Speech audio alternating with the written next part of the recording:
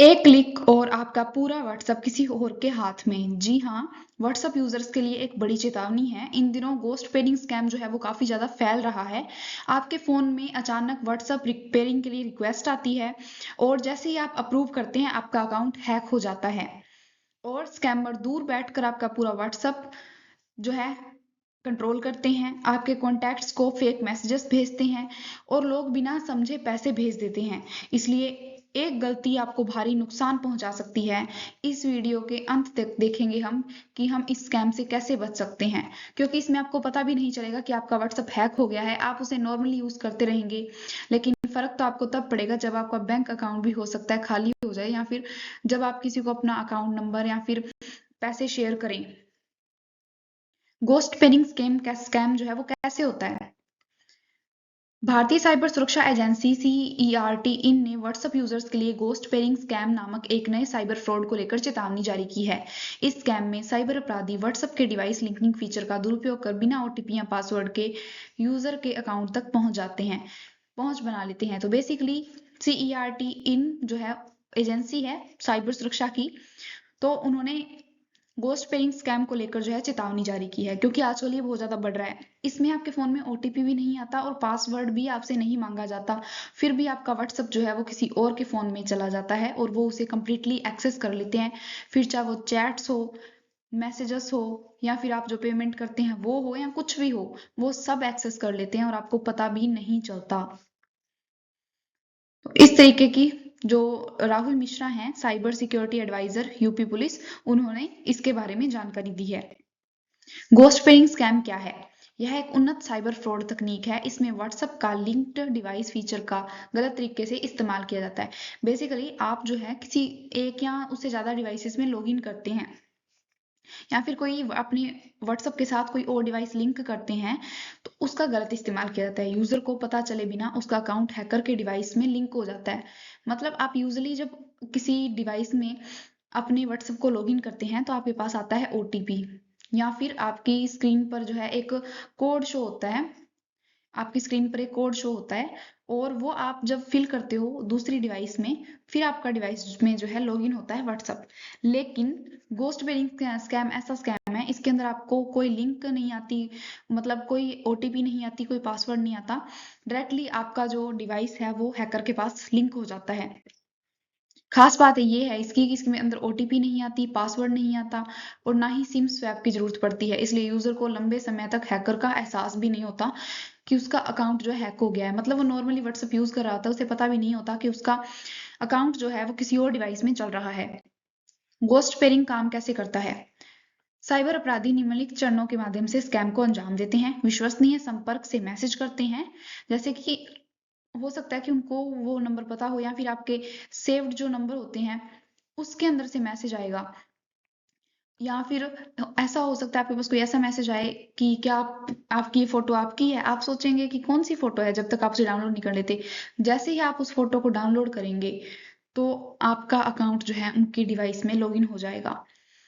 Photo या फिर video के साथ कोई लिंक आता है, यूजर या का क्लिक या फिर रिएक्शन करते हो, लिंक या फाइल खोलते ही प्रक्रिया शुरू हो जाती है। कई बार आपको एपीके फाइल्स आती हैं या इस तरीके की फाइल्स भेजी जाती हैं। फर्जी वेरिफिकेशन या लिंकिंग पेज कई बार मेन स्क्रीन पर व्हाट्सएप की शो होता है। जब आप किसी डिवाइस पे लिंक करते हो तो आपका व्हाट्सएप किसी और डिवाइस के साथ लिंक हो जाता है। व्हाट्सएप जैसा दिखने वाला कोई पेज खुलता है, बिल्कुल एग्जैक्टली व्हाट्सएप जैसा दिख रहा होता है, और इससे यूजर जो है भ्रमित हो जाते हैं, कंफ्यूज हो जाते हैं कि कौन सा असली है कौन सा नकली है। बेसिकली मोस्टली लोग तो पता भी नहीं कर पाते कि उनका अकाउंट जो है किसी और डिवाइस में लिंक है, और इससे डिवाइस लिंकिंग पूरी हो जाती है। हैकर का डिवाइस यूजर के अकाउंट से जुड़ जाता है, पूरा डेटा एक्सेस हो जाता है, चैट, मीडिया, कॉन्टैक्ट, ग्रुप सब कुछ एक्सेस कर लेते हैं वो। इस तरीके से सिर्फ आपकी एक क्लिक से, चाहे वो लिंक हो या फिर कोई फोटो आई हो या फिर कुछ भी हो, अगर आपने एक बार टैप किया, एक बार क्लिक किया, तो आपका पूरा का पूरा व्हाट्सएप जो है उसका एक्सेस मिल जाएगा हैकर को और आपको पता भी नहीं चलेगा। हैकर्स फोटो वीडियो भेजते हैं। हैकर्स फोटो वीडियो भेजते हैं। मैसेजेस सेव कॉन्टैक्ट के नाम से आता है, मतलब वो कॉन्टैक्ट आपका ऑलरेडी सेव्ड होगा, या फिर ऐसा लिखा होता है कि सेव्ड कॉन्टैक्ट। इसमें लिखा होता है कि क्या ये फोटो आपकी है, क्या ये वीडियो आपका है। इस तरीके से वीडियो वगैरह आती है, और जब तक आप उसे डाउनलोड नहीं कर लेते तब तक तो वो ब्लर होती है। तो जब जैसे आप उसे डाउनलोड करते हो और उसमें जब ऐसा लिखा होता है, आप क्यूरियोसिटी में आके उसके ऊपर क्लिक करते हो कि कौन सी वीडियो है ये, और वेरिफिकेशन का पेज खुलता है। पेज व्हाट्सअप फेसबुक जैसा दिखता है, मतलब एग्जैक्टली सेम दिखता है व्हाट्सअप और फेसबुक जैसा। वेरीफाई टू कंटिन्यू लिखा होता है, वेरीफाई टू कंटिन्यू, जैसा कि हम नॉर्मली अपना फोन नंबर वगैरह वेरीफाई करते हैं तो वैसा ही लिखा होता है। पेज मोबाइल नंबर मांगता है, आप अपना मोबाइल नंबर डाल देते हैं, फिर अकाउंट लिंक हो जाता है। अब हैकर के पास आपका सारा कंट्रोल है। इस तरीके से आप देख सकते हैं कि एक सिर्फ पिक्चर या लिंक के वजह से आपका पूरा का पूरा अकाउंट जो है वो किसी और के पास चला गया। सर्टिन की एडवाइजरी के प्रमुख बिंदु क्या है? व्हाट्सएप का डिवाइस लिंकिंग फीचर संवेदनशील है।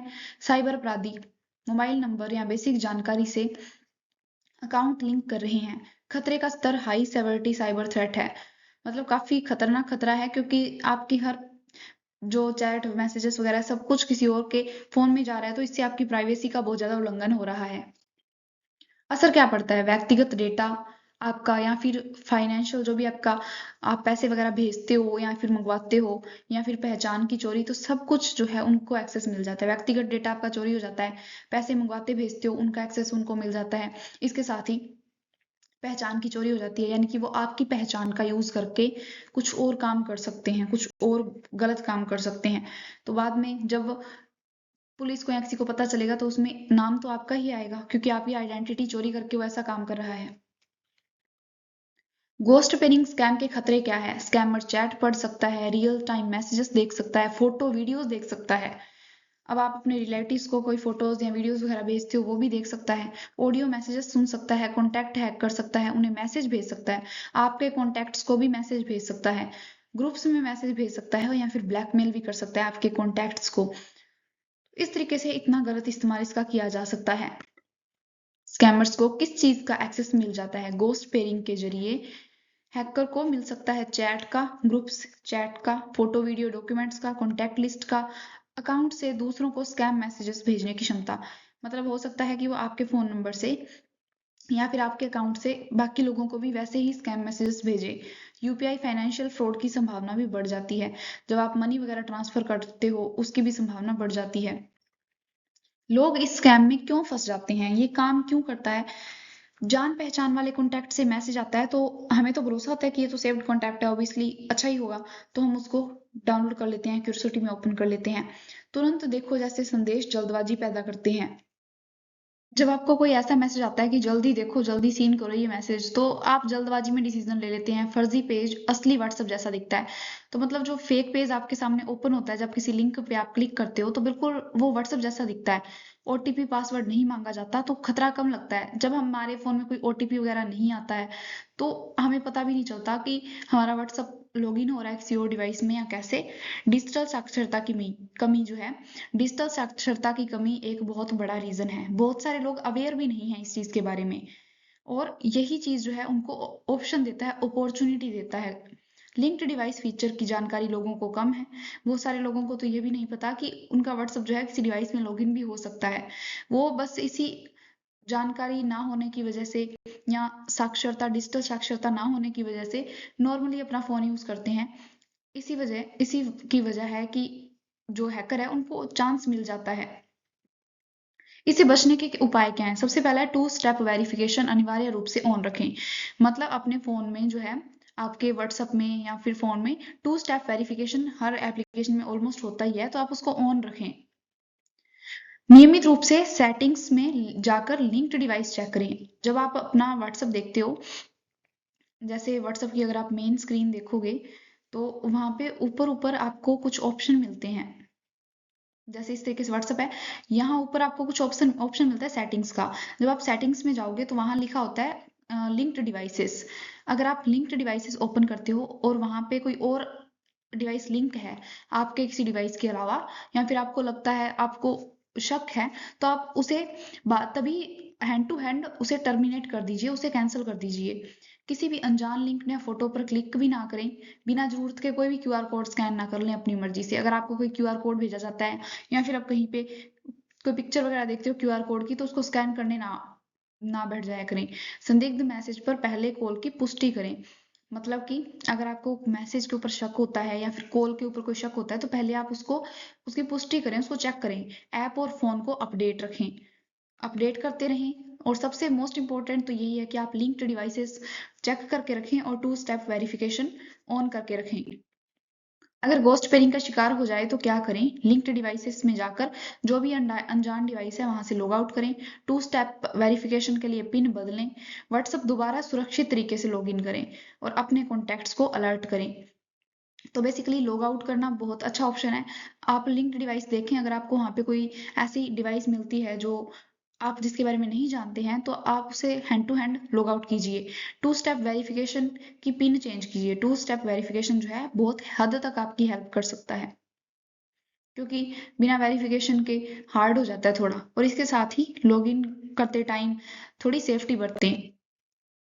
शिकायत दर्ज करें। cybercrime.government.in में आप शिकायत दर्ज कर सकते हैं। हेल्पलाइन नंबर है 1930। व्हाट्सएप हेल्प सपोर्ट में जाकर रिपोर्ट भी कर सकते हैं।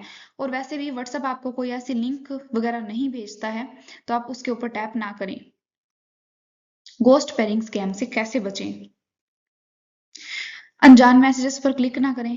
चाहे वह करीबी ने ही भेजा हो, लेकिन अगर आपको लग रहा है कि वो कुछ गलत है तो आप उसके ऊपर टैप ना करें। फोटो वीडियो पर क्लिक ना करें। सेव कॉन्टैक्ट नाम का मैसेज डिलीट करें, क्योंकि अगर आपने किसी का कॉन्टैक्ट सेव किया हुआ है तो ऑब्वियसली वो उस नाम से शो होगा जिस नाम से आपने सेव किया है। ऐसे तो होगा नहीं कि आपने नाम तो सेव किया था ABC और वो शो हो रहा है सेव्ड कॉन्टैक्ट। तो इस तरीके से गलती से थर्ड पार्टी पेज खुले तो उसे हैंड टू हैंड बंद कर दीजिए। उस पर मोबाइल नंबर ना डालें, नंबर ब्लॉक करें और फोन को तुरंत स्विच ऑफ कर दें। मतलब कि अगर आपके पास कोई ऐसा पेज ओपन हो जाता है, आपके आपसे गलती से लिंक के ऊपर क्लिक भी हो जाता है और पेज ओपन हो जाता है, तो उसे हैंड टू हैंड बंद करके और उसमें अपना फोन नंबर कभी भी ना डालें और फोन को तुरंत स्विच ऑफ कर दें। फोन से लिंक्ड डिवाइसेस चेक करें, जैसा कि आप यहाँ देख पा रहे होंगे कि इस तरीके से सेटिंग्स में शो होता है लिंक डिवाइस। अगर आपके कोई लिंक्ड डिवाइस है तो आपको पता चल जाएगा। अनजान डिवाइस जो है उसको तुरंत हटा दें। 2 स्टेप वेरिफिकेशन ऑन रखें। ऐप को हमेशा अपडेट रखें। पब्लिक वाईफाई से व्हाट्सएप कभी भी ना चलाएं। आपने देखा होगा बहुत सारी जगहों पर पब्लिक वाईफाई लगे होते हैं, तो वहां गलती से भी व्हाट्सएप ना चलाएं, क्योंकि हो सकता है कि वो हैकर ने ही किया हो, या फिर हो सकता है कि वो गलत तरीके का वाईफाई हो जिससे आपका सारा डेटा उनके पास चला जाए। और ये सब जानकारी हमें मिलती है cyber security adviser Rahul Mishra, जो कि यूपी पुलिस में है। और उन्होंने हमें जो है चेतावनी दी है कि इस तरीके की किसी भी लिंक वगैरह पे क्लिक ना कीजिए। व्हाट्सएप स्कैम से जुड़ा व्यापक मुद्दा। डिजिटल इंडिया के साथ साइबर अपराधों में वृद्धि हो रही है। डेटा प्राइवेसी बनाम सुविधा, ये बहुत बड़ा मुद्दा बन गया है कि हमें ज़्यादा से ज़्यादा सुविधाएं लेनी चाहिए या फिर अपनी प्राइवेसी का ध्यान रखना चाहिए। बिग टेक प्लेटफॉर्म्स की जिम्मेदारी बढ़ गई है। नागरिकों को जो है डिजिटल साक्षरता की जरूरत है, क्योंकि हमारे देश में बहुत सारे लोग ऐसे हैं जो फ़ोन तो यूज़ करते हैं, स्मार्टफोन तो यूज़ करते हैं, लेकिन उन्हें इन सब के बारे में जानकारी नहीं है कि किस तरीके से मोबाइल फ़ोन में स्कैम्स वगैरह हो सकते हैं। इसीलिए डिजिटल साक्षरता बहुत ज़रूरी है। और अगर आपको इस चीज़ का पता चल चुका है तो आप जल्दी से जल्दी अपने रिलेटिव्स को, अपने फैमिली मेंबर्स को इस बारे में जागरूक कीजिए, कहीं वो भी इसका शिकार ना हो जाए। क्योंकि इसकी वजह से जो हो सकता है, आपके ऊपर फाइनेंशियल अटैक भी हो सकता है कि आपकी जो वित्तीय जानकारी है वो व्हाट्सएप के थ्रू चली जाए उनके पास, स्कैमर्स के पास, हैकर्स के पास, या फिर वो आपको ब्लैकमेल भी कर सकते हैं आपकी इसी प्राइवेसी के थ्रू। डीपीडीपी एक्ट क्या है? भारत में लागू डिजिटल व्यक्तिगत डेटा संरक्षण अधिनियम 2023 डीपीडीपी व्यक्तिगत डेटा के प्रबंधन के लिए सख्त नियम निर्धारित करता है और अनुपालन न करने या डेटा उल्लंघन के लिए गंभीर दंड का प्रावधान करता है। गोस्ट पेयरिंग घोटाला अधिनियम कई प्रमुख सिद्धांतों और प्रावधानों का उल्लंघन करता है। तो बेसिकली हमारे पास जो है हमारे पर्सनल डाटा को सेफ रखने के लिए, संरक्षण देने के लिए राइट है। अगर इसका अनुपालन होता है या फिर हमारा पर्सनल डाटा चोरी हो जाता है तो उसके लिए इस अधिनियम में गंभीर दंडों का प्रावधान है।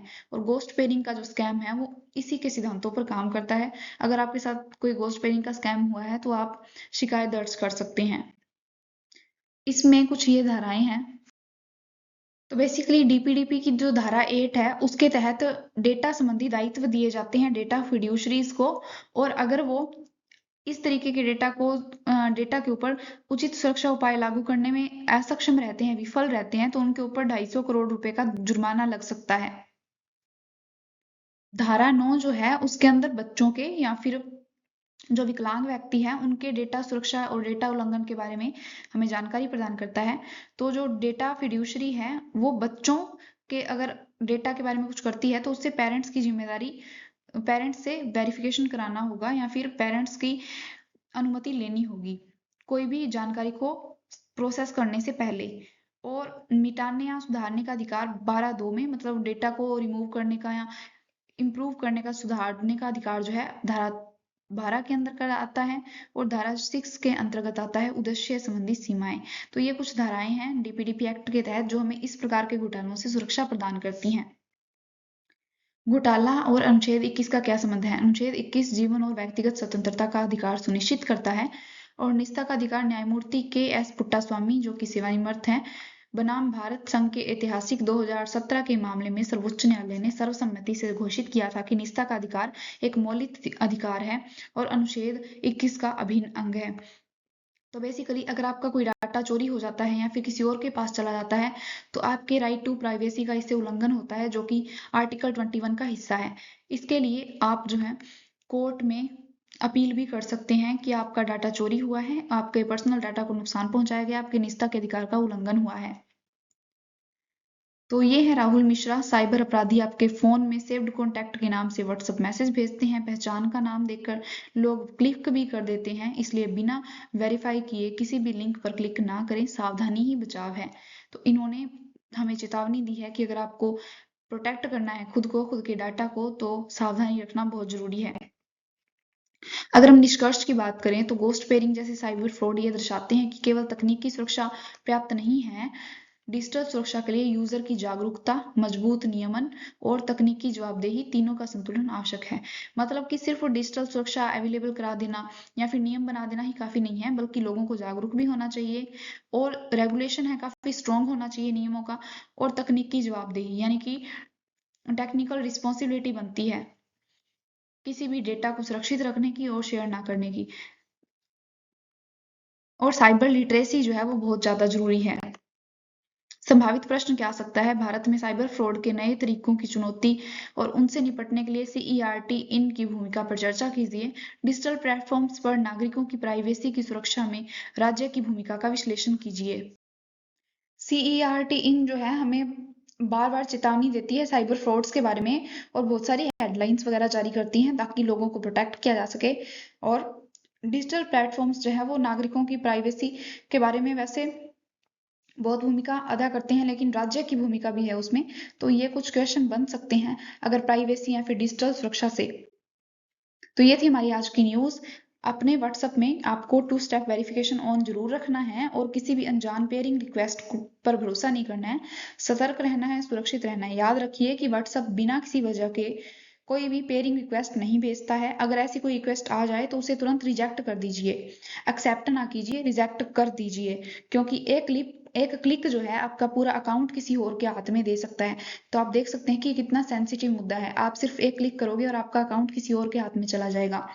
तो सावधान रहिए, सतर्क रहिए, जागरूक बने रहिए। इसके साथ ही इसे अलग अलग लोगों के साथ शेयर कीजिए, लोगों को बताइए कि इस तरीके के स्कैम भी चल रहे हैं, ताकि ज्यादा से ज्यादा लोग अवेयर हों और वो इस स्कैम से बच जाएं। आई होप आपको ये समझ आया होगा। Thanks for watching.